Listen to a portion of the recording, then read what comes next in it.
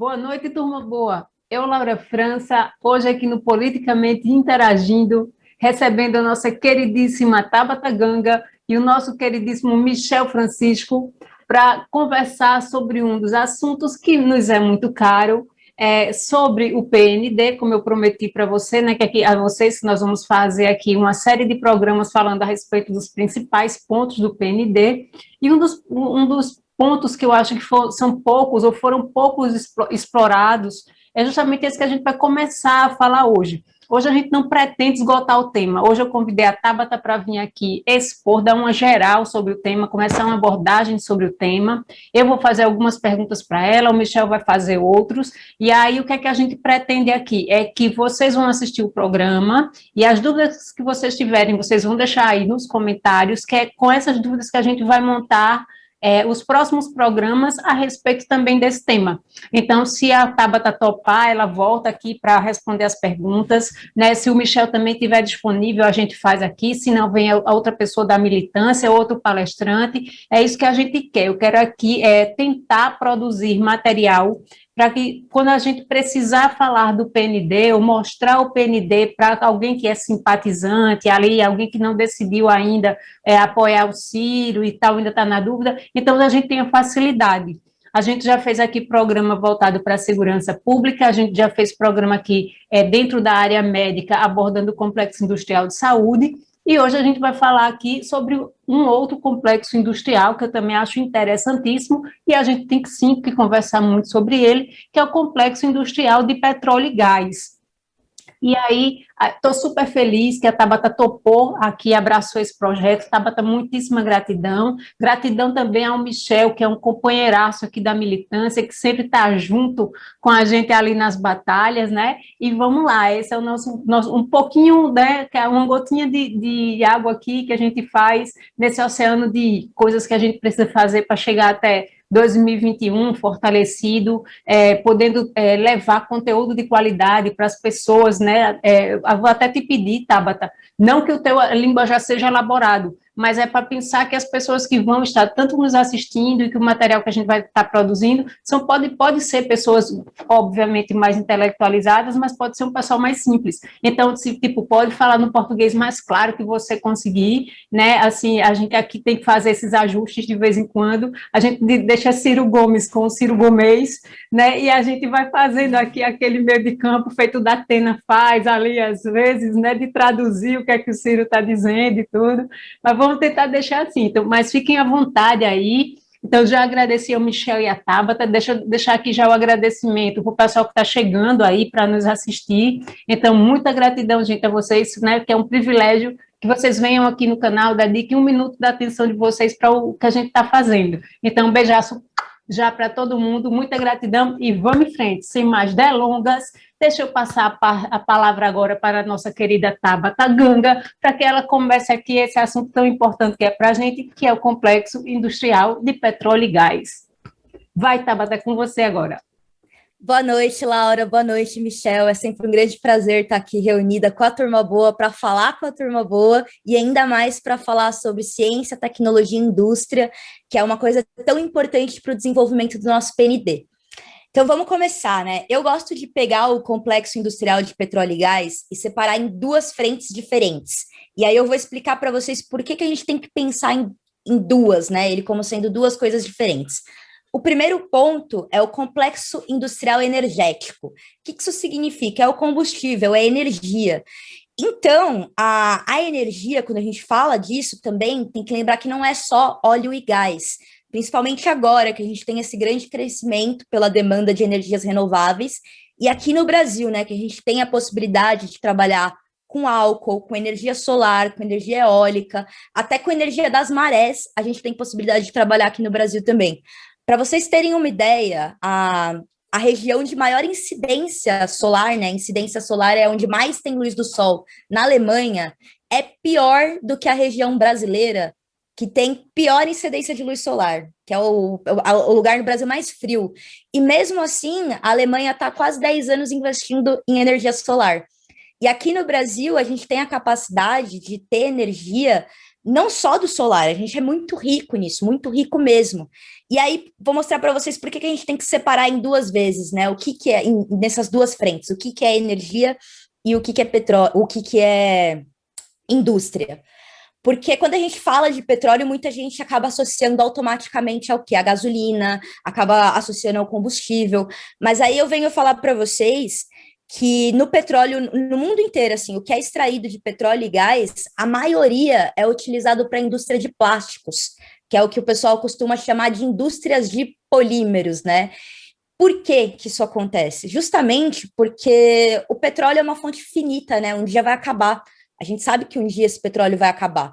Então, por que que a gente vai ficar torrando ali as nossas riquezas de óleo e gás com combustível, se a gente pode desenvolver plástico, se a gente pode desenvolver novos materiais, e esses novos materiais, eles podem ser transformados, né? Até lembra quando vocês faziam química na escola, que o professor falou de Lavoisier, que na natureza nada vem do nada, né? Tudo é transformado. Então, quando a gente pega o combustível ali, o petróleo, a gente está transformando em quê? A gente está transformando aquilo em gás que está sendo expelido, né? A gente tem a explosão ali do combustível que faz o carro andar, que gera energia, e o resto é transformado em poluição, a gente sabe que é transformado em poluição. A partir do momento que a gente começa a desenvolver ciência e tecnologia para criar novos materiais, a gente pode criar materiais sustentáveis também, por exemplo. A gente pode criar materiais que podem ser reciclados, reutilizados a partir do petróleo e não perder essa riqueza. E, além de tudo, quando a gente fala em plástico, é maior valor agregado. O que é maior valor agregado? Custa mais, é mais caro, gera mais riqueza, mais lucro para uma empresa se ela pegar aquele petróleo, né, extrair e transformar aquilo, por exemplo, no material médico, que nem a gente viu faltando aqui no Brasil, a gente viu que teve escassez de plástico para fazer seringa, né? Escassez de plástico para fazer máscara. Sendo que aqui no Brasil, a gente tem a bacia de Libras, a gente tem o pré-sal, quer dizer, né? A bacia do pré-sal, que é uma das maiores fontes de óleo e gás que tem no mundo. E aí, o que a gente acaba tendo em contrapartida, né? Um acúmulo de um déficit de mais de 25 bilhões de dólares de dívidas com esse nosso complexo público de óleo e gás. E por que isso acontece, sendo que a gente tem capacidade não só de ser autossuficiente nessa indústria de petróleo e gás, como também exportar para o mundo inteiro? O que acaba acontecendo? A gente extrai o nosso gás, né? A gente extrai o nosso petróleo aqui no Brasil, vende ele bruto para fora e recompra com todas as taxas, todo o câmbio do dólar, toda a ciência, a tecnologia que tem por trás ali de outro país. Então, a gente está entregando ali as nossas riquezas para um outro país explorar, sendo que um dia esse petróleo aqui no Brasil vai acabar. E aí, o que os governos passados fizeram como medida, né? A gente teve ali, o que a gente pode fazer para melhorar esse complexo de óleo e gás aqui no Brasil? Investir em infraestrutura, em tecnologia, fazer uma revolução da gestão ali, né, de como as coisas são geridas ali, como essas empresas públicas são geridas, que é um consenso que ninguém está satisfeito, nem mesmo os funcionários públicos estão satisfeitos com a forma que é gerida. Então, a gente precisa modificar tudo isso, e isso faz parte do Projeto Nacional de Desenvolvimento, né? A gente modificar toda essa estrutura do complexo de óleo e gás para poder, de fato, tirar a riqueza que tem dali. E o que isso traz de benefício? A partir do momento que a gente tem energia, que a gente tem a energia é muito importante para a indústria, porque quando você tem energia barata e você tem energia que não vai acabar, a indústria não para de crescer. Você sempre vai ter ali novas indústrias abrindo. Então, a partir do momento que você tem energia garantida e você consegue desenvolver tecnologias para gerar novos materiais, vender para fora do país, não só vender para fora do país, sustentar a nossa economia aqui dentro, né? Porque isso é uma outra polêmica que a gente pode entrar mais para frente, mas um dos problemas do agronegócio é um absurdo a carne ser cara desse jeito no Brasil, sendo que a gente vende comida para o resto do mundo, né? Mas porque o nosso mercado se preocupa mais em lucrar vendendo para fora do que garantir aqui alimentação para a nossa população. Mas aí o que os governos passados fizeram para tentar melhorar a infraestrutura. A gente teve a compra da refinaria de Pasadena, né, que foi um negócio assim que todo mundo ficou escandalizado. Qual que é um dos motivos das pessoas terem ficado, né, escandalizadas com essa compra da refinaria de Pasadena? Primeiro, porque foi fora do Brasil. Por que que a gente comprou uma refinaria? Beleza, a gente tem que refinar o nosso negócio aqui. Por que que a gente comprou lá fora? Para gastar com logística, para gastar, para ficar mais caro, para ter que ter taxa de importação e exportação e para empregar pessoas lá nos Estados Unidos. Não seria bem mais óbvio se a gente tivesse montado uma refinaria aqui no Brasil, um complexo de pesquisa, de refino de óleo, de petróleo, aqui dentro do nosso país, né? Foi uma das coisas que infelizmente, o governo passado de esquerda errou em ter feito e que a gente tem que apontar assim, porque a gente tem que mudar. E isso é uma das coisas que está dentro do nosso Projeto Nacional de Desenvolvimento, que é não comprar a refinaria lá fora, é montar a refinaria aqui dentro. Um outro crime que aconteceu aqui na nossa política de óleo e gás também foi o leilão, né, do pré-sal, a terceirização, principalmente ali quando a gente fala do campo de Libras, que é um dos maiores campos de petróleo e gás do mundo. Foi vendido a preço de banana, foi vendido ali por um preço irrisório, e, além disso, foi prometido royalties para a saúde e para a educação. E o que a gente teve logo em seguida, né, das coisas absurdas que aconteceram no Brasil ali debaixo do nosso nariz, que além de venderem o nosso petróleo e o nosso gás, colocaram a imposição de um teto de gastos, que esse royalties sumiu. Aonde foi parar o dinheiro da venda da nossa bacia, do nosso campo de petróleo? Então, uma das coisas que o Ciro, inclusive, defende no PND, defende no livro, é desfazer esse crime, né? Esse crime que foi feito com as nossas bacias. Reestatizar isso, trazer de volta e investir principalmente em pesquisa, desenvolvimento e um plano industrial, porque a partir do momento que a gente tem matéria-prima, que a gente tem energia elétrica, cara, energia não precisa ser elétrica, né? A gente tem energia, a indústria vai que vai, cara. A partir do momento que a indústria vai que vai, a tecnologia cresce, o desemprego diminui, a expectativa de vida aumenta, a qualidade de vida aumenta. Então, por isso que é tão importante a gente falar, né? A gente discutir sobre o complexo de óleo e gás aqui no Brasil. Maravilha. Deixa eu fazer as honras da casa aqui e deixa eu passar para Michel, nosso convidado aqui que está dividindo a bancada comigo, para te mandar a primeira pergunta. Vai, Michel, manda aí para a Tabata. Boa noite, Tabata. Você me ouve? Ouço sim. Maravilha. Então, antes de mais nada, deixa eu, só para não perder o hábito, o pessoalzinho supremacista tá pondo as garrinhas de fora, então deixa eu oferecer para eles aqui um cafezinho bem preto e caipira, só para não perder o costume. Maravilha. Agora vamos lá. Essa questão do refino, eu já vi, não sei até que ponto isso está certo, mas dizem que as nossas refinarias, na verdade, elas estão defasadas em relação ao tipo de óleo que a gente extrai, né? Eu nem sei ao certo, até uma das perguntas, se você souber explicar melhor, eles usam o termo pesado. Para mim, isso não. Dizem que o óleo que a gente extrai é mais pesado do que o de alguns outros países, e para mim isso não explica muita coisa, né? A primeira coisa que eu gostaria de saber é isso: o que significa isso, ser mais pesado do que um óleo extraído em outra região do mundo? E se isso, primeiro, além dessa importância toda que você falou de investimento em tecnologia nacional, se esse ser mais pesado não significaria também a possibilidade de a gente extrair mais subprodutos utilizáveis aí e encontrar outras finalidades ou coisas desse tipo? Perfeito. Tem essa questão também da gente estar tecnologicamente defasado. Tecnologicamente defasado. O que significa o petróleo ele ser pesado, né? Significa que ele é mais denso. Fazer uma analogia para vocês entenderem. Imagina que você tem um caldo ali, que você vai engrossar o caldo da feijoada. Não vai, a hora que você vai mexer ali, não vai ficar mais pesado, você vai fazer mais esforço para poder engrossar o caldo ali. Então, é como se fosse isso. O nosso petróleo, ele é mais grosso, é como se ele fosse mais pesado, eles têm que fazer mais força para fazer o refino.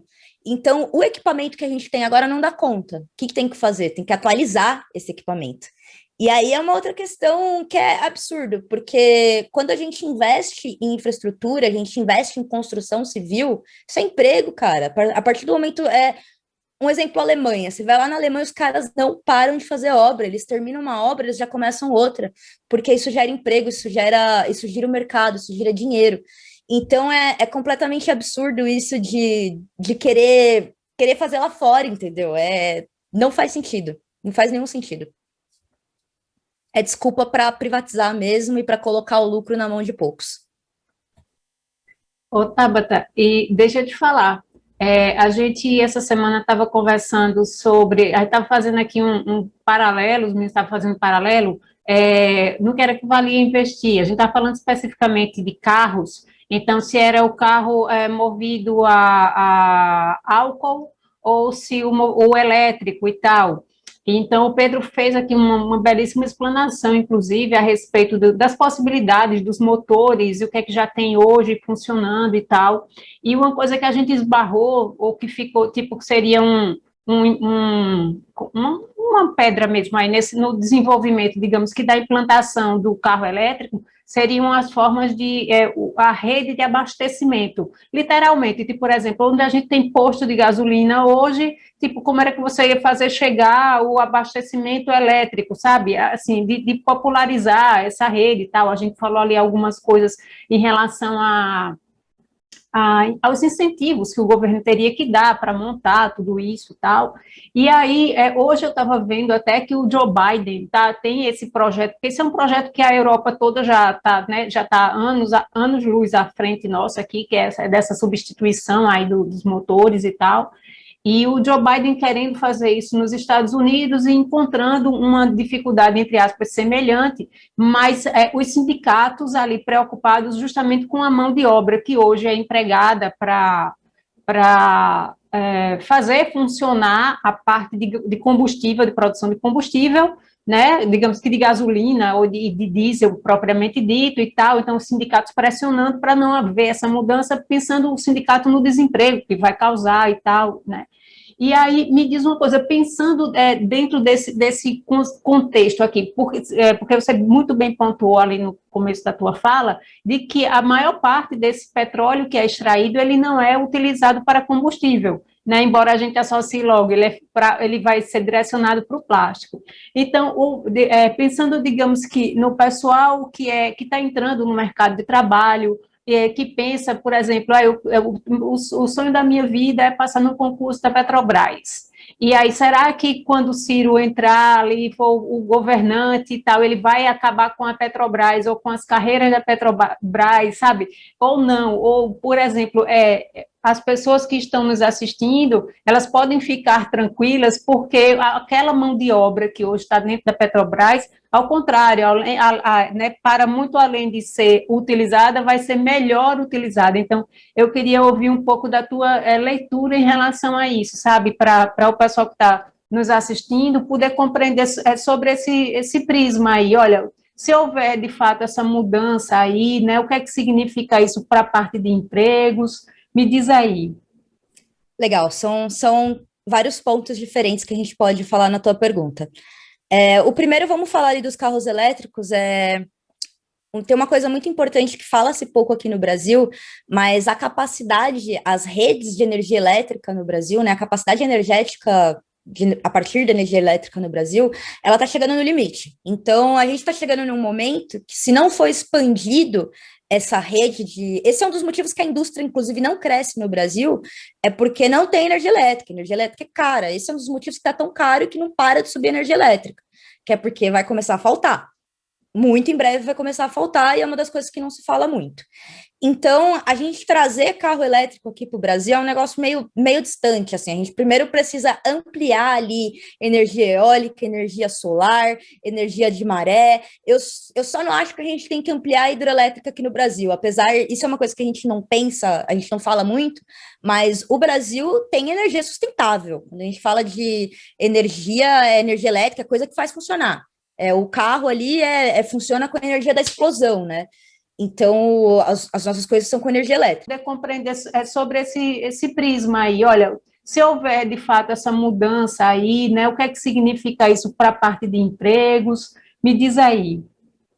Legal, são vários pontos diferentes que a gente pode falar na tua pergunta. O primeiro, vamos falar ali dos carros elétricos. Tem uma coisa muito importante que fala-se pouco aqui no Brasil, mas a capacidade, as redes de energia elétrica no Brasil, né, a capacidade energética a partir da energia elétrica no Brasil, ela está chegando no limite. Então, a gente está chegando num momento que, se não for expandido essa rede de... Esse é um dos motivos que a indústria, inclusive, não cresce no Brasil, é porque não tem energia elétrica. Energia elétrica é cara. Esse é um dos motivos que está tão caro e que não para de subir energia elétrica, que é porque vai começar a faltar. Muito em breve vai começar a faltar, e é uma das coisas que não se fala muito. Então, a gente trazer carro elétrico aqui para o Brasil é um negócio meio distante, assim. A gente primeiro precisa ampliar ali energia eólica, energia solar, energia de maré. Eu só não acho que a gente tem que ampliar a hidrelétrica aqui no Brasil, apesar, isso é uma coisa que a gente não pensa, a gente não fala muito, mas o Brasil tem energia sustentável. Quando a gente fala de energia elétrica, é coisa que faz funcionar. O carro ali funciona com a energia da explosão, né? Então, as nossas coisas são com energia elétrica. Perdi meu raciocínio aqui, gente. Esqueci o que eu estava falando. É bom saber que isso acontece com mais alguém, isso acontece comigo com muita frequência. É porque eu estava falando e eu comecei a pensar em uma outra coisa e eu perdi o raciocínio. Sim, se empolga, vai desenvolvendo várias linhas, eu sei. Então, a energia é complicado, a hidrelétrica, verdade. A gente tem aqui no Brasil energia sustentável. A nossa energia aqui no Brasil, ela não é a base de carvão, que nem a China, por exemplo. A China emite muito carvão. Eu estava vendo uma notícia, eu não lembro o número ao certo qual que é, mas eu estava lendo uma notícia esses dias que a China está emitindo 6 vezes mais, está usando 6 vezes mais carvão do que a Alemanha. E a Alemanha, você pensa assim, que a Alemanha, por que eles usam carvão? Eles não têm hidrelétrica, que nem a gente tem aqui, eles não têm sol, eles não têm eólica, sobra para eles usar carvão. E a China está usando 6 vezes mais do que eles. E aqui no Brasil a gente não usa, a gente quase não usa carvão, a gente usa energia limpa, a gente usa energia hidrelétrica. Só que a gente esquece, por exemplo, que em Belo Monte, né? Para ter uma hidrelétrica, a gente tem um impacto ambiental muito grande mesmo. E não vou dizer que nenhuma energia é boazinha, porque se você for colocar uma energia eólica também, tem um impacto ambiental muito forte, principalmente com pássaros. Isso é um negócio legal que a gente pode discutir em uma outra live, mas tudo que a gente for mexer ali vai ter um impacto ambiental. Por isso que tem que ser muito bem estudado, tem que entender muito bem ali, mas não tem muito o que fazer. A gente tem que ter progresso, mas a gente tem que ter um progresso alinhado, balanceado com o meio ambiente, para aquilo não acabar, para a gente preservar aquilo o máximo possível. Então, por isso que é mais interessante trazer o álcool aqui para o Brasil, mas pensando em emprego, né? Que nem quando você falou da Petrobras. A gente tem esse equívoco de achar que o petróleo vai morrer por causa do combustível, né? Que por causa... Inclusive, essa foi uma das mentiras que contaram para privatizar o nosso petróleo. Eles usaram essa mentira falando que daqui a uns anos ninguém ia querer mais usar petróleo por causa da energia limpa. Só que esqueceram de falar aquilo que eu falei para vocês, que a maioria do petróleo e do gás não é usado para combustível, é usado para indústria, é usado para fazer qualquer coisa que você tem na tua casa que seja de plástico, é feito à base de petróleo, mesmo que seja bioplástico, tem uma base de petróleo ali ainda, entendeu? Na maioria das vezes. Principalmente se for mais resistente. Tem pesquisa em desenvolvimento de bioplástico, mas é aquilo, o Brasil não investe em pesquisa. Então, para começar, não vai ser de um dia para o outro que vai sumir toda a Petrobras, porque a gente vai começar a usar bioplástico, porque, para começar, o Brasil não investe em pesquisa, e pesquisa é um negócio que leva 15 anos ali para surgir um negócio que ainda era para ganhar um mercado. Só ver quanto tempo demorou para todo mundo ter uma máquina fotográfica digital em casa. E tem essa questão, então não se preocupe, não vai acabar a indústria de óleo e gás, porque tem a questão do petróleo. E outra coisa que eu penso, que a galera tem muito medo do novo, né? A galera tem muito medo do que vem novo. Aí a gente tem que pensar que a partir do momento que vai surgir uma nova tecnologia, a gente vai ter demanda por novas mãos de obra, né? A gente vai ter ali as pessoas, a gente vai ter que puxar cabo de energia elétrica para cada posto de gasolina poder ter pelo menos uma tomada ali para carregar. A gente vai precisar contratar pelo menos 3 pessoas que vão ali, que é 3 turnos, né? Que vão ver se aquela máquina está funcionando bem. A gente vai ter que contratar gente que vai fazer a manutenção daquilo, vai ter que contratar gente que vai treinar a galera que estava acostumada a trabalhar com gasolina, a começar a trabalhar com energia elétrica. Então, tudo é aquela questão de se transformar, né? Sempre lembrar da física ali, da ciência. Isso que é legal a gente pensar interdisciplinar, porque tudo se transforma. O que é o problema? O problema é você não investir em educação, você não formar aquela mão de obra, e de um dia para o outro, você pegar e falar, abrir as portas, você vai gerar uma crise enorme, porque é o que a gente está vivendo no Brasil praticamente agora. A gente tem uma indústria que não consegue crescer, porque não consegue contratar mão de obra qualificada, e a gente tem um monte de gente que está desempregada, porque vai procurar ali que nem eu falei, as vagas arrombadas, né? Eu falei numa reunião, você vai ver ali a vaga, mano, a vaga pede até para você falar chinês, para você falar latim, para você ter, sei lá, um tesouro, sei lá, você ser primo do Michel Temer, pede tudo ali, e para pagar R$ 1.500, entendeu? Por isso que os sindicatos estão pedindo essa proteção. Você não tem que fazer uma transformação, chegar assim, opa, mudou aqui, vamos colocar agora, vamos acabar com isso aqui, vamos colocar isso aqui. Tem que ser feito um projeto, tem que ser feita uma implementação em etapas. Você primeiro tem que formar aquela galera antes de você chegar trocando, porque senão o que vai acontecer? As multinacionais tomam o mercado. Se você não tem a galera aqui dentro que está preparada para trabalhar por aquilo, você vai buscar serviço fora do país, entendeu? Você vai procurar e as multinacionais acabam cada vez mais tomando o mercado e impedindo que as pessoas consigam crescer. E eu acho que tem a questão da autonomia também, né? Acho que vai levar um tempo para os automóveis elétricos, eles têm baixa autonomia, né? Vai levar um tempo para você conseguir viajar 200, 300, 500 quilômetros com um reabastecimento só, né? Tem essa questão, apesar dos carros mais novos não terem tanto esse problema, tem essa questão da autonomia. É um pouco com o gás, né? Os carros movidos a gás, eles acabaram não pegando muito aqui no Brasil, porque você consome, apesar dele ser barato, você consome muito. Então, se você vai viajar a longa distância, corre o risco de você chegar num lugar que não tem um posto de combustível a gás e não conseguir terminar a viagem.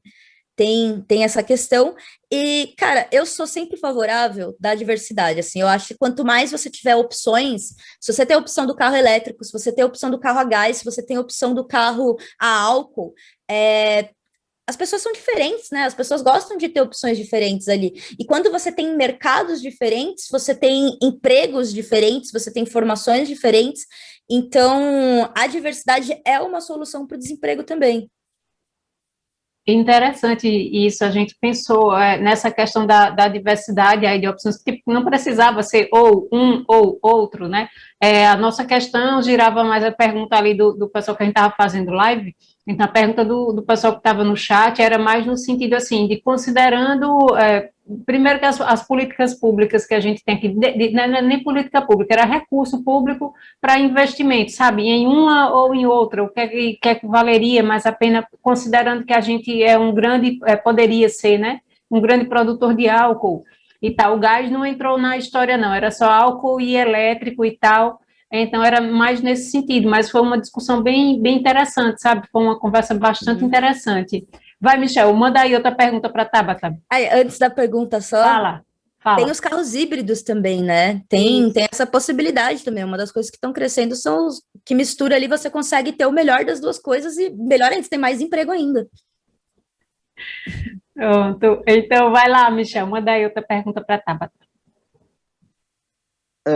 Você falou aí a respeito, na verdade, eu até desconhecia essa questão da falta do plástico, e chega a ser vergonhoso, né?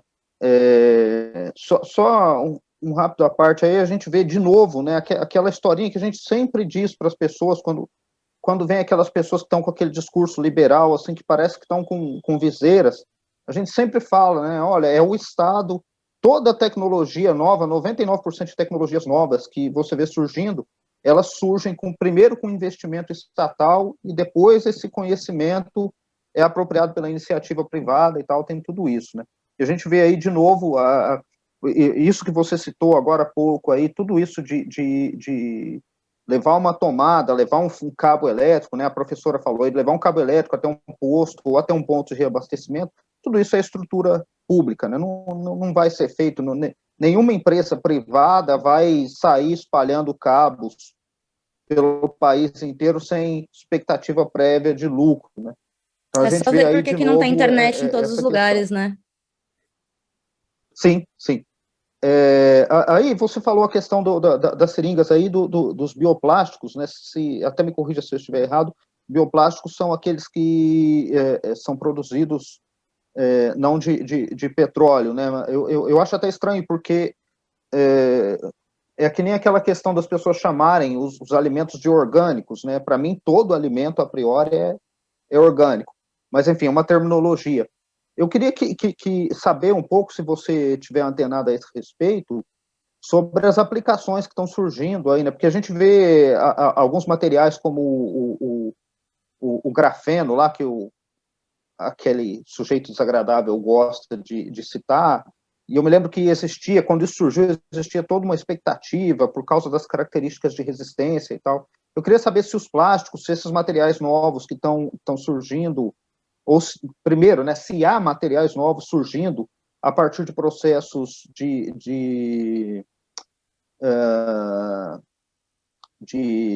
a partir do petróleo, né, a partir de pesquisas aí com subprodutos de petróleo, e quais são as potenciais aplicações aí, o que tem de novo surgindo nessa área? Tá, a gente tem um material muito promissor, que a Braskem, inclusive, Braskem brasileira, é líder nesse material, é o PE verde. Se vocês forem procurar, é o poliestireno verde.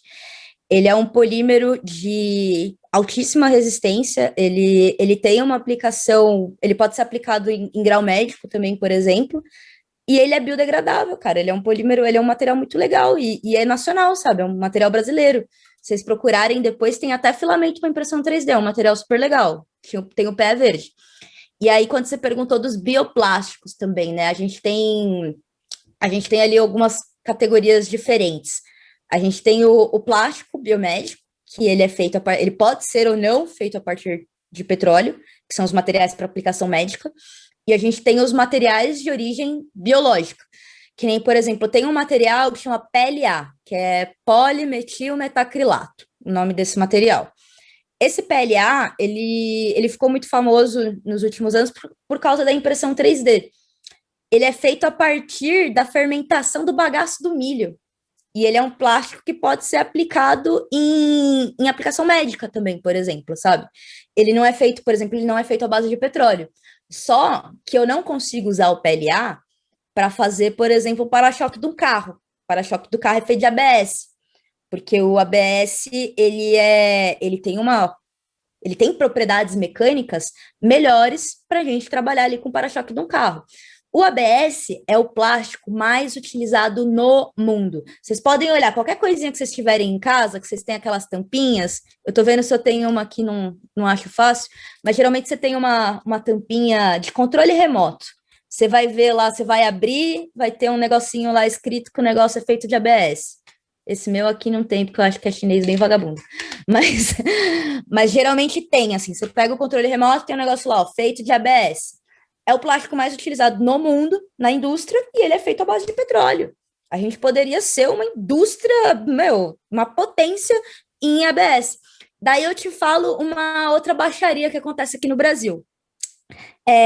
Eu com a minha startup, se eu quiser chegar lá na Braskem para comprar pé verde, eu não consigo. Por quê? É uma panelinha. É uma panelinha porque você tem que fazer uma compra em uma... Primeiro que você tem que ter o contato, e além de ter o contato, você tem que comprar em altíssima demanda. Você tem que comprar ali em toneladas. Daí as 5 famílias aí que a gente sabe, né? As poucas empresas que conseguem comprar isso, eles fazem um cartel. Eles vendem no preço que eles querem. Por quê? Porque eles querem exportar, eles não querem vender aqui para dentro do mercado brasileiro, eles querem vender em dólar. E aí, isso é um absurdo, porque a Petrobras e a Braskem são estatais, a gente já está pagando imposto. A gente, tipo, é um absurdo. A gente está pagando aquilo, a gente paga por aquilo existir e tem que pagar o mesmo valor que os gringos para comprar o que sai dali, cara. Nenhum país do mundo faz isso. Nenhum país do mundo faz isso, cara. Eles têm proteção legal para agir dessa forma? Tem, né? Se você está falando, deve ter. Essa parte legal eu já não sei te falar. O que eu sei é que eu trabalhei na indústria do plástico, né? Inclusive, o meu sócio, ele foi presidente da América Latina de uma das maiores indústrias de plástico, de uma dessas empresas aí que eu te falei. Ele foi presidente da América Latina comercial e, cara, é um negócio bizarro, assim, tanto que ele caiu fora, porque o negócio é tenso, velho, é criminoso mesmo. Os caras, eles colocam ali, eles falam, ó, os 5 se reúnem e falam, a gente vai vender por tanto. Se você quiser comprar, você vai comprar deles. É por isso que quando a gente tem ali a alteração do preço também da gasolina, né? A gente vê ali, pô, lá na bomba, lá na mangueira, saindo da Petrobras, subiu 15% da gasolina. A hora que a parada chega pra gente aqui no posto de gasolina, subiu pra caramba, porque quem comprou foi aquele clubinho que comprou, e esse clubinho sai vendendo para aqueles outros postos de gasolina, entendeu? Mas aqui isso é uma das coisas que eu entendo por que cresceu tanto o sentimento de liberalismo aqui no Brasil, tanto esse sentimento de tirar o Estado. Porque só que o problema não é o Estado, o problema é o corporativismo que acontece. O problema é o monopólio que acontece no mercado. A baixaria da gente ser submetido ao câmbio externo. É um negócio louco, cara. Quando a gente começa a conversar essas coisas, a gente vai. Ciro, ele sempre fala muito, né, nessa questão do monopólio das 5 famílias relativas aos bancos. A gente sempre pensa muito, né, nos bancos, mas os bancos não são só os bancos, né? A Tabata agora nos mostrou o quanto isso é mais enraizado, né, o quanto está ali infiltrado em todas nas estatais, na Petrobras. A gente pensa sempre muito, por exemplo, na Petrobras a gente faz a associação com o preço do combustível, né, aquela troca agora de presidente que teve, não sei o quê, aumenta preço, sobe preço, não sei o quê, roubalheira dentro da Petrobras, mas, assim, eu acredito que a gente mesmo, da militância, que a gente mesmo não tem tanta clareza do quão profundo porque não é só combustível, né? O que a Tabata está nos relatando agora, né? Até em coisas muito mais simples. Eu acredito até que se a gente fosse puxar aqui, até mesmo pelo tipo de trabalho que a Tabata faz na vida dela, o quanto era que isso poderia modificar na vida empresarial dela, do tipo de negócio dela, caso ela e outros produtores tivessem acesso a esses recursos, né? A esses materiais para trabalhar para coisas, podia até exportar, mas para as coisas do Brasil, né? A Tabata, vou fazer um parêntese agora, porque eu acho maravilhoso o trabalho que a Tabata faz com as impressoras 3D, e eu já vi próteses sendo feitas a partir de impressoras 3D, prótese de mão, prótese de perna, de tudo quanto é de coisa. Então, né, o custo disso já é muito pequeno, né, então quantas pessoas mais não poderiam ser contempladas, né, com esse tipo de serviço, de tecnologia, para o SUS mesmo, ainda que ela vendesse para o SUS, né, atender essas pessoas, as pessoas, né, do próprio sistema de saúde, mas não, a gente precisa, o SUS, se comprar, ele vai comprar desse clubinho aí, né, que fez todo esse processo aí. Ô, Tabata, fala, Michel. Desculpa, só uma parte, professora. E isso acaba nos deixando mais indignado ainda, porque você vê o cúmulo do absurdo, a gente já sabia que tinha um conjunto de pessoas ali que estavam subordinando os interesses de uma nação inteira a sujeitos que vivem de comprar e vender papel. É lógico, isso aqui não é o intuito da nossa conversa aqui, mas tem um livro bastante interessante do Paul Krugman, foi ganhador do Prêmio Nobel de Economia do ano de 2008. E ele fala o seguinte, que o que causou a crise de 2008 foi a desregulamentação do mercado financeiro, né? E esses caras estão loucos, parece que estão fazendo de tudo para provocar outra crise por aí.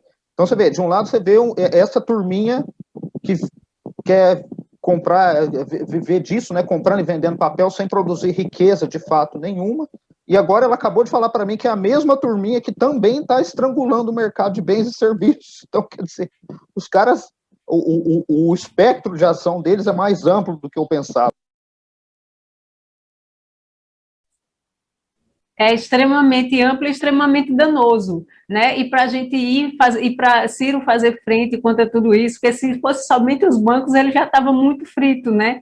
Porque imagina se essas pessoas querem um Ciro Gomes na presidência para quebrar essa teta poderosa, ou essas tetas poderosas, porque né, são várias agora, não é uma só, né? Não são só os bancos, os juros, os negócios, os juros abusivos, enfim, que os próprios bancos, que é o negócio dos próprios bancos, né? Tem todas essas outras ramificações aí. Gente, que negócio assombroso.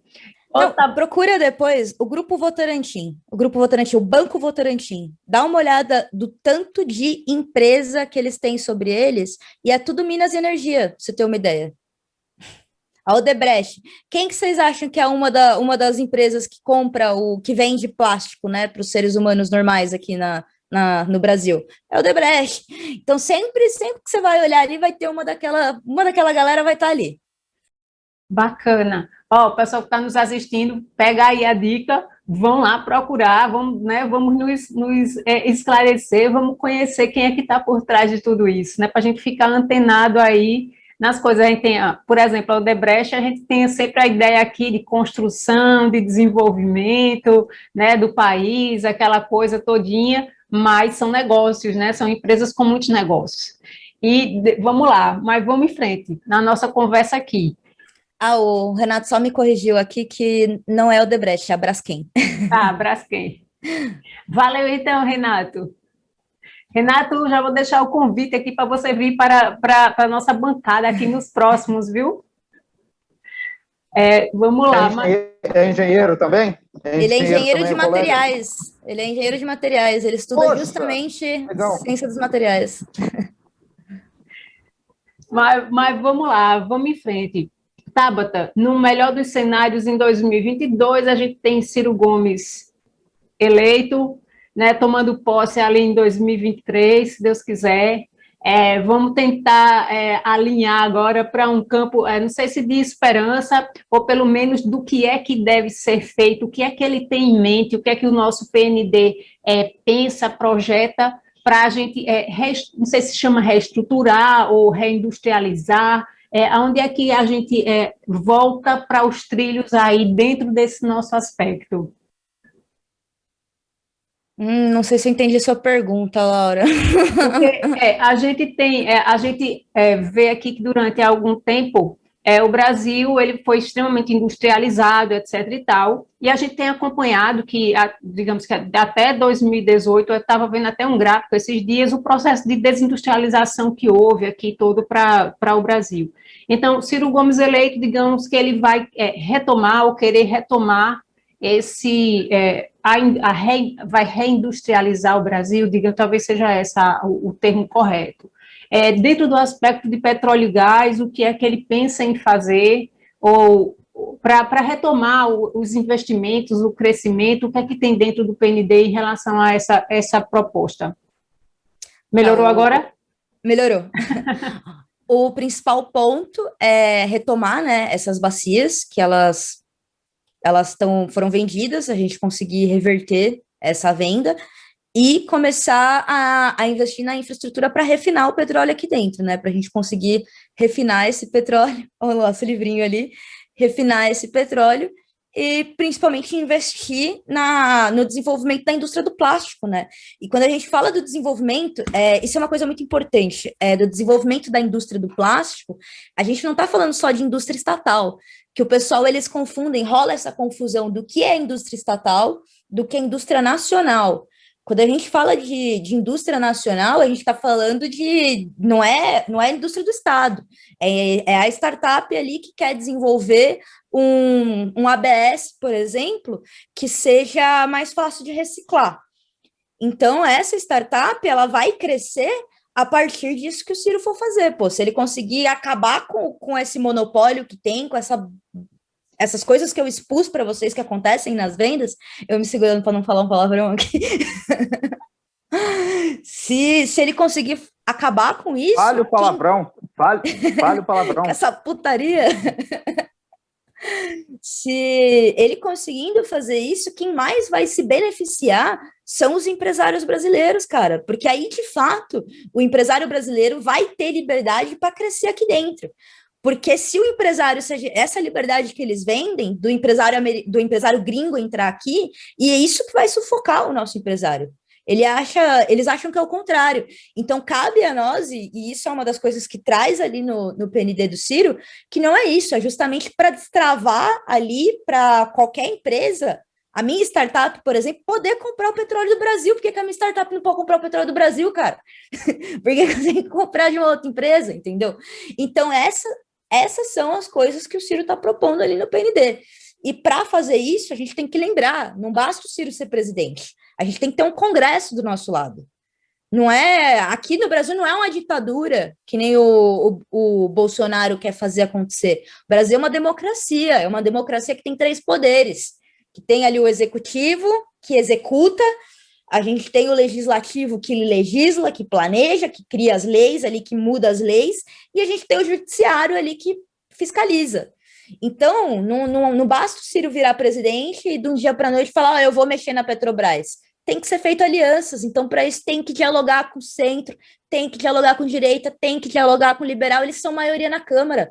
Como que a gente vai conseguir passar um pacote ali, vai conseguir passar um projeto de lei, que isso é uma outra coisa, não vai ser um projeto de lei ali que vai desestatizar a Petrobras, vai ser um pacote de leis, vai ser um pacote de lei que não vai agradar a esquerda, vai ser um pacote de lei ali, vai ter que ter uma lei ali para agradar o tiozão liberal ali, ou o tiozão conservador ali, e isso é uma das coisas que acabou a brincadeira, velho, a gente tá com um genocida aqui matando 4.000 pessoas por dia, não dá mais para ficar com puritanismo, ficar com tem que mexer, cara, tem que mudar, e mudar vai doer, que nem você falou, o Ciro vai conseguir voltar à indústria do Brasil? Não vai.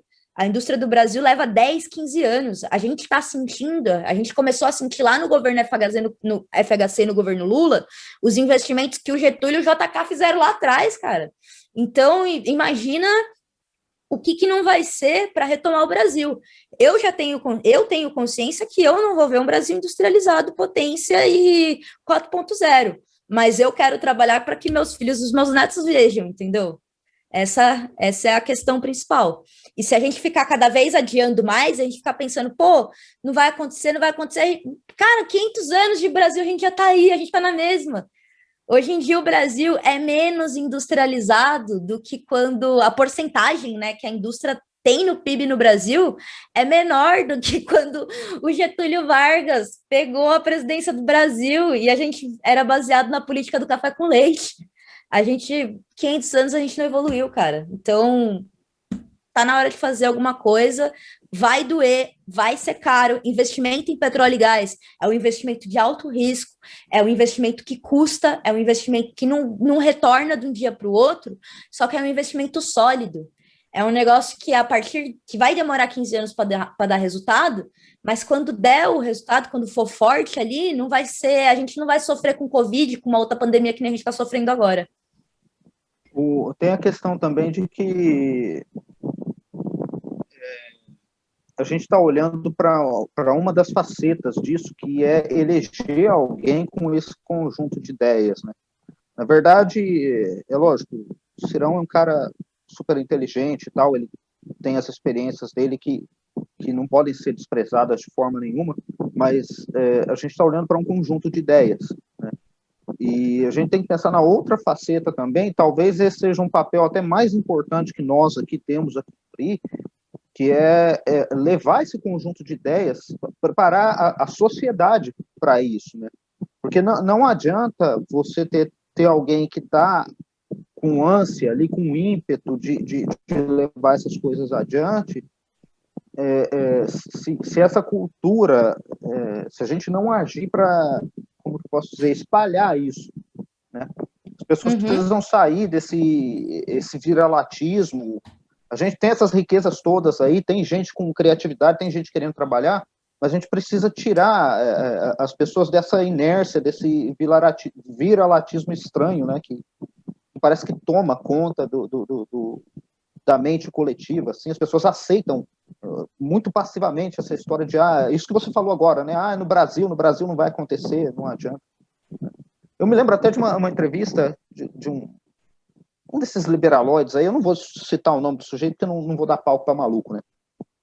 Mas, enfim, ele estava discutindo, até com o próprio pessoal da Petrobras, a questão do pré-sal, e ele usou um estereótipo muito desagradável, né? Ele disse que o brasileiro, a figura que ele usou era o seguinte: o brasileiro é o gordinho preguiçoso sentado ali no canto, e para que as empresas estrangeiras, né, ele não falou essas palavras, mas era isso que estava em jogo, para que as empresas estrangeiras viessem extrair o petróleo com a melhor tecnologia, com não sei o que e tal, o brasileiro, que era o gordinho preguiçoso que estava ali sentado se coçando, ia cobrar 50%.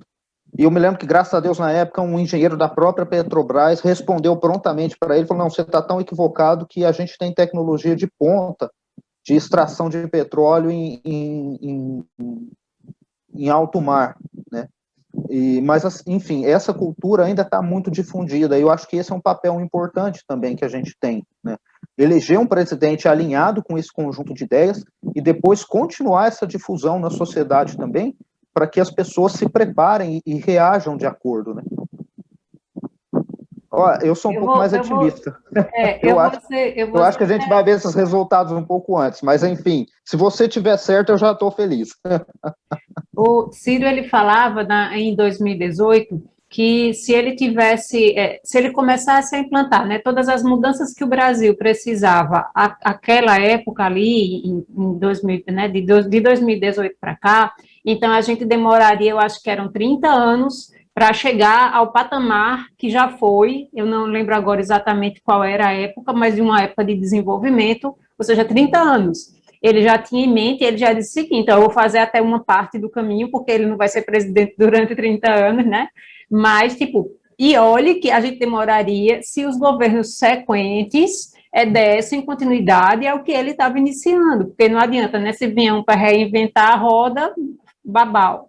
Então, lá atrás. E aí, assim, esses dias eu estava pensando aqui, querendo ser otimista, me pegar, lógico que ninguém pensava numa pandemia, mas, assim, o pós-pandemia, que uma hora vai chegar, que não é possível, o quanto fragiliza ainda tudo aquilo que já estava desgastado lá atrás, né, que não é só a economia, mas é tudo, é o país como um todo. Pegar um país em frangalhos para construir, sabe? Então, quando é que a gente vai conseguir percorrer esse caminho, sabe, assim, com os recursos que a gente vai ter, literalmente, né, ainda considerando isso que tu colocou agora, Michel, as pessoas, a nossa sociedade, né, considerando o nosso Congresso também, que é um pouco do que Tabata falou ali, e eu acho que tem muita responsabilidade nossa em relação a isso, porque não adianta somente Ciro, né, Ciro se eleger, não vai fazer milagre, né, nem no primeiro mandato, nem no segundo, se ele tem um Congresso ali em constante mutação e tudo. Então, eu concordo demais com o que a Tabata falou, de que, sim, a gente tem que conversar, tem que fazer aliança, uma hora a gente vai ter que ceder, porque ninguém, né, não existe o jogo de um ganha e outro perde, todos têm que ganhar, né, tem que haver essa jogo de cintura e essa mobilidade. É até aquilo, né, Laura? Ou conversa ou paga mensalão, né? A galera quer que o Ciro faz o quê? Pois é, né? E todo mundo sabe, Ciro, quem é, né? Em relação a isso. Então, não adianta, né? Ou a gente chegou a sociedade limite. Fala, Michel. A sociedade não é disjuntiva, né? Perdão, professor. A sociedade não é disjuntiva, né? Ou esquerda ou direita. A gente não pode olhar para a sociedade desse jeito. Uhum. E a gente precisa de um governo que governe para todo mundo. Um maluco retardado mental me perdoe se eu estiver sendo rude aqui, mas eu não tem outra palavra. A gente tem que pedir perdão aos retardados mental, né? Porque nem os retardados, ninguém que tem porque merece, né, uma desgraça daquela. O sujeito que sofre de uma patologia física, ele pelo menos ainda tem uma desculpa, né? Então é a eles que eu devo perdão, porque comparar um escroque daquele, um genocida filho da puta com esses indivíduos, chega a ser ofensivo contra eles, né? Mas um sujeito para ficar fazendo macaquice lá para um grupo aplaudir, a gente já tem, a gente não precisa disso, a gente precisa de alguém que presida o país para todo mundo e que olhe para a sociedade, para os vários estratos da sociedade do jeito que eles merecem. As pessoas têm aquela história de que a democracia é a ditadura da maioria. Não, não é. Não pode ser assim. A gente precisa de um presidente que olhe para os diferentes grupos e os trate com respeito, igualmente. Né? E com a medida da igualdade, né? Com a medida da justiça, que é, né, dar ali as condições mais ou menos a quem precisa mais ou menos, né? Então, Sim. É isso que de fato um presidente ou, né, um governante ele faz de acordo com o lugar onde ele ocupa, pelo menos no sentido de justiça que a gente imagina que uma sociedade deve existir, ele tem, né, que olhar dessa forma, acabar com essa história de A e de B e ser, de fato, ali para todo mundo. Deixa eu ver... E vale lembrar também, né, que a falta de diálogo, esse ódio, acaba gerando extremismo, né? A falta de respeito gera extremismos. A gente não pode esquecer que o sonho do oprimido é ser o opressor. Então, a partir do momento que você exclui uma pessoa do debate, que você afasta ela toma ódio, cara. Ela toma ódio, ela não vai se convencer ali de que você tá certo. Ela vai se convencer de que ela quer acabar com você, que ela quer fazer com você a mesma coisa que tu faz com ela, entendeu? Então... É uma parte do eleitorado, sabe, do atual maledito que está aí na presidência. Eu penso que foi isso. Eu não discuti ainda assim muito claramente em nenhuma oportunidade, mas é uma coisa que eu observo, o quanto a política e os partidos políticos se afastaram de quem eles deveriam, de fato, representar, né? E aí a gente observa isso muito, a gente fazendo uma autocrítica, né? Aqui ao nosso campo e tal, quando é que a gente deixou de representar? Porque, de fato, muitas vezes a gente fala muito isso. A gente está no Twitter, conversando ali na nossa bolha e tal, muita gente interage com outras bolhas de fora, mas, de fato, a pessoa que agora está, sei lá, o frentista ali no posto, o porteiro ali do prédio, o quanto é que, de fato, essas pessoas estão envolvidas com política, estão interessadas em política, né? A gente faz porque a gente gosta, mas as pessoas não estão nem aí, tipo, elas estão, no máximo, querendo ter um trabalho que consiga pagar as contas dela, enfim, elas, sabe, não estão interessadas, né, em profundidade, em rótulo, sabe, se é o A ou B, quer solução, né, quer que alguém que apresente solução e tal, e seja uma coisa factível, para depois pensar se isso é A, se é B, o que é que, né, e tal, o que é que combina com o pensamento dela e tudo. A gente entende que isso faz parte, né, de todo esse processo de desconstrução que houve aqui, de fato um interesse, né, em deixar as pessoas longe desse comprometimento, desse conhecimento da política, a fragilização do próprio movimento sindical, dos partidos, está tudo interligado, mas a gente compreende isso, né, e aí eu acho que é justamente aí onde traz mais ainda a nossa responsabilidade, justamente porque a gente compreende da gente atuar nas duas frentes, tanto atuar junto com essas pessoas, né, fazendo um pouquinho ali que a gente faz, como atuar aqui junto com a nossa militância, que é capacitando mais gente, ou tentando, né, trazer mais gente aqui para que a gente cresça assim, de uma forma mais estruturada, mas é um trabalho muito grande, que Michel falou também, de aproximação da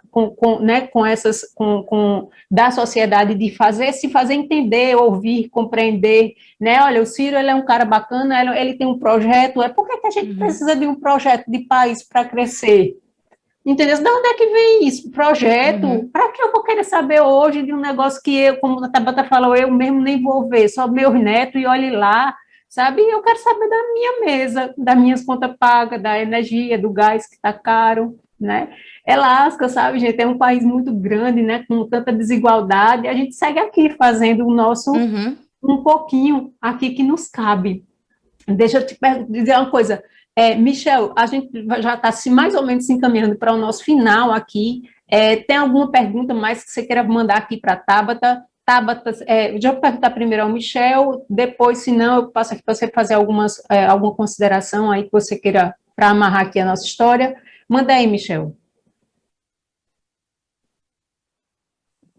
Por hora está finalizado, prof. Tá, respondeu, foi um papo bastante produtivo aí.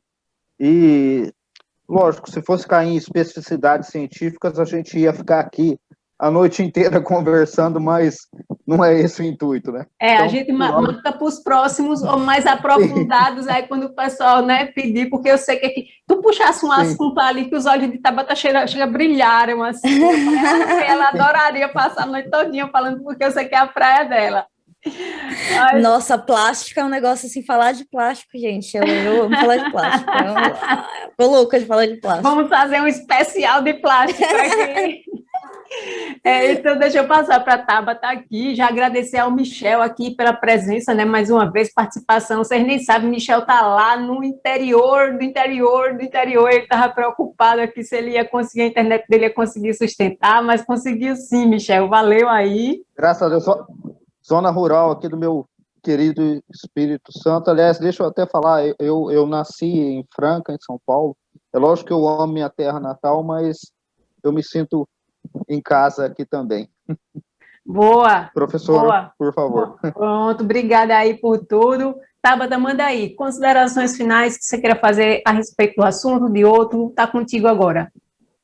Bom, queria agradecer, né, mais uma vez a Laura e o Michel, o papo foi muito legal, é sempre um prazer conversar com a Laura, e lembrar, né, só reforçar a última fala da Laura, que cara, a gente não vai chegar na periferia, a gente não vai chegar no frentista falando para ele que você vai ensinar política para ele, entendeu? Falando para ele, vem aqui que eu vou te ensinar como é que você vai votar, vem aqui que eu vou te ensinar que tudo que você conhece da tua vida inteira tá errado. Primeiro porque, cara, todo mundo, ninguém gosta de ouvir que tá errado, eu não gosto de ouvir que eu tô errado, eu tenho certeza que a Laura não gosta de ouvir que tá errado, o Michel não gosta de ouvir que tá errado, ninguém gosta. Ninguém quer ouvir que tá errado. E o segundo ponto que a Laura frisou muito bem, a gente gosta de política, a gente se sente feliz conversando de política. A maioria das pessoas veem isso como uma coisa chata, veem como uma coisa distante. A maioria das pessoas, incluo eu também, eu quero ter um emprego, eu quero comer, fazer um churrasco e quero ver o Brasil Hexa, entendeu? A maioria das pessoas quer isso. Então, eu acredito que a melhor forma da gente abordar a galera é através dessas coisas cotidianas, cara. É a gente abordar através disso, de desemprego. Sabe por que o desemprego tá uma merda? Porque aconteceu isso. Porque a gente tem o maior complexo de petróleo e gás aqui do Brasil, que podia ter a maior indústria de petróleo, e não tem, porque os caras resolvem vender nosso petróleo para gringo e manter a gente pobre aqui, vendendo soja o resto da vida, entendeu? Sabe por que o Brasil não é hexa? Sei lá por que o Brasil não é hexa. A gente, sei lá, manda aí nos comentários por que o Brasil não é hexa e como é que a gente pode mudar no PND aí. Qual que é o projeto desse? É legal, hein? PND pro Ciro. Ó a dica, Ciro. Olha a dica aí, ó. Incluindo o PND como fazer o Brasil hexa. Incluindo aí nos teus exemplos. Você sabe por que o seu comércio está fechado? Porque Bolsonaro não comprou vacina. Cara, Exato. Tem que ser assim, entender? Se não adianta só dizer assim, olha, as férias de Bolsonaro, ele gastou 2,4 milhões em 30 dias. Tem que dizer que o que Bolsonaro gastou nas férias dele em um mês dava para pagar, sei lá, 400 famílias com R$ 600 de auxílio emergencial durante X meses, entender? Então, isso faz sentido na cabeça das pessoas, né? Então, é o exemplo prático aqui, sabe? Então, eu estou gostando, assim, dessas coisas, porque o pessoal... Ai, meu Deus, aquele carro que o pessoal fez ali, vocês viram? Que era eu adorei aquele carro, o Bolsocarro, caramba, tem que trazer um Bolsocarro aqui para a minha cidade. Eu achei genial, nossa, eu achei genial quando eu vi. Eu quero descobrir quem foi aquela ideia aí, se vocês estão assistindo aí. Não, foi o Cirilo, não foi? É do João? Tinha que ser, cara, sério, tinha que ser, não é possível. Uma outra coisa que eu lembrei, eu pesquisei aqui, a Braskem pertence ao Debrecht mesmo, Renato me enganou. Então tava certo. Então vamos fazer. Dá errata aqui, tá vendo? O Debrecht tem culpa no cartório mesmo. Então, é porque quem vende é a De novo aquela Braskem, questão. só que a Braskem tá dentro do grupo Odebrecht ali. Pois Então, pronto. de novo aquela questão, a mesma turminha criando propositalmente os gargalos ali para travar a economia do Não, país. gente, esses dias eu fiquei em choque, né? Porque eu tô usando um banco aí, não vou fazer propaganda. Tô usando um banco digital. Aí eu falei, pô, eu me dei essa preocupação. Pra que eu tô dando meu dinheiro? Porque eu usava o Itaú, né? Eu falei, não vou mais botar dinheiro no Itaú, não, vou tirar o banco digital. Aí, jogando dinheiro do banco digital, eu pensei assim, mano, quem que é o dono? Será que é uma das 5 famílias? Fui lá pesquisar. Tá lá, Grupo Certinho. Friboi. Grupo Friboi. Eu falei, eu não acredito que eu tirei meu dinheiro do Itaú e tô pondo no boi, cara. Deixou de financiar Bolsonaro e está financiando Lula agora. Então, é sair da panela Mas para é a isso, caldeira. a gente não tem pra onde correr, cara. Ô, É isso, Ciro a gente não Gomes, tem pra onde correr. vamos falar Venha, com o Ciro Ciro. Gomes agora. Ô, Ciro Gomes, arrume aí um banco desses aí, de onde você quiser aí, da Europa, de qualquer lugar que dê para a gente, para a turma boa. A gente é pobrinho, mas pelo menos a gente tem aqui, né, uma forma da gente, né, usar. Mas eu sei que os bancos, estou dizendo assim, mas eu sei que os bancos, essas famílias não deixam os outros bancos entrarem aqui, né, e realmente eles não querem que isso aconteça com o Ciro Gomes na presidência. Então, mas vamos lá, mas seria uma alternativa, né, para a gente, mas não tem que guardar o dinheiro no colchão, embaixo do colchão, né, Tava? Aliás, a concorrência, a suposta concorrência aí é outra das grandes mentiras do liberalismo, né? Tem que abrir, porque aí vai haver concorrência. Concorrência, o porcaria nenhuma. corporativismo. Esse Acontece é o o contrário. corporativismo. Acontece o contrário. Cada vez mais os caras vão concentrando um grupo maior de empresas na mão de poucas pessoas. E, não sei, talvez não tenha conhecimento suficiente, mas eu arrisco dizer que não só aqui no Brasil, no mundo inteiro. Cartel, né? Só uma coisa, Laura, a gente não pode guardar dinheiro debaixo do colchão, porque o dinheiro tem que rodar mesmo, tem que rodar dinheiro para a economia crescer. Se ficar dinheiro debaixo do colchão... Se eu tiver dinheiro, eu não faço questão, entendeu? Que a economia gira, eu gasto tudo, eu torro tudo. O problema é querer gastar e não ter. Aí é que é lógica. Gente, pois é isso. Eu espero que vocês tenham gostado dessa nossa conversa, porque eu adorei. Tabata, muita gratidão também. Aqui, é sempre um prazer te receber aqui. Vocês são os tesouros sempre aqui da casa. Michel, foi um prazer te reencontrar. Gratíssima aí por tudo. Tabata também, um beijaço para vocês dois. Espero encontrá-los aqui em outras ocasiões, tá? Então, vamos lá, o pessoal que nos assistiu até agora, também um beijaço aí para vocês, muita gratidão por ter nos assistido, nos privilegiado com as suas audiências. Por favor, deixem um comentário, deixem um like, compartilhem, assinem um canal, vamos levar, eu tenho usado uma frase essa semana, vamos levar a mensagem, né, vamos distribuir a mensagem, viralizar a mensagem do PND aí por onde vocês forem, porque de fato, como o Michel também falou aqui, a gente precisa fazer com que esse conteúdo, com que essa conversa, essas coisas aqui, chegue ao maior número de pessoas. É assim que as pessoas têm que começar a, pelo menos, a raciocinar, a pensar, né? Poxa vida, hoje a situação está assim, mas a gente pode planejar melhor, seja para os nossos filhos, para os netos, para a nossa família, né? Então, existe alguém que é capaz de fazer isso, existe alguém que tem isso em mente, pelo menos, que está disposto a começar, existe. Então, vamos dar um voto de confiança, é para isso que a gente está por aqui. Tá, joia? Então, muitíssima gratidão. Foi um prazer receber. Vocês não saem daí para a gente poder fazer a nossa foto oficial. E um beijaço para o pessoal que nos assistiu. E fiquem aí na audiência, porque a gente tem mais assuntos para tratar aqui. Vamos falar dos outros complexos aqui. São os 12 pontos do PND que a gente vai estar aqui martelando na cabeça de todo mundo. Vamos fazer o quê? A mensagem chegar, né? Aí ao pessoal, o maior número possível de pessoas. Um beijo, gente. Fiquem com Deus.